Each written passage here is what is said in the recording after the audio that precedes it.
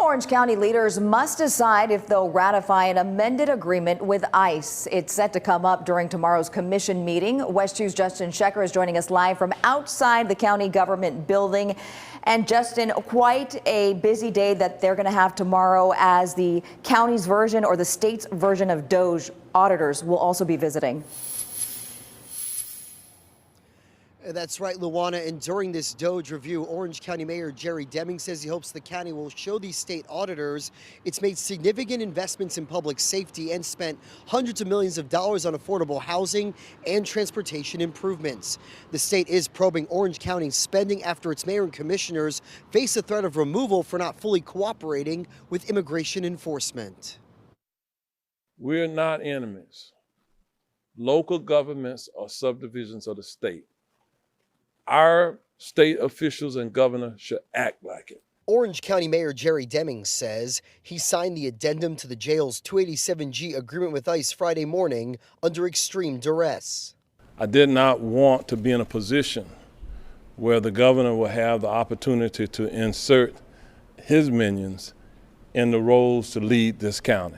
District 5 Commissioner Kelly Martinez Semrad tells WESH 2 she's not ready to vote in favor of ratifying the modified agreement that authorizes correctional officers to transport detainees to other facilities. This is actually not an immigration issue.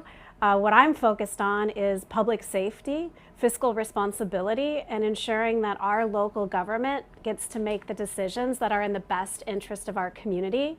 Our jail right now is understaffed. While the commissioners' meeting will be going on Tuesday, staff from the state's Department of Government Efficiency will be in the county admin building collecting data and interviewing employees as they investigate claims of overspending. We're prepared for them to come in and take a look at our records. We have provided them in advance with a lot of the information that they requested to make our visitation with one another more efficient.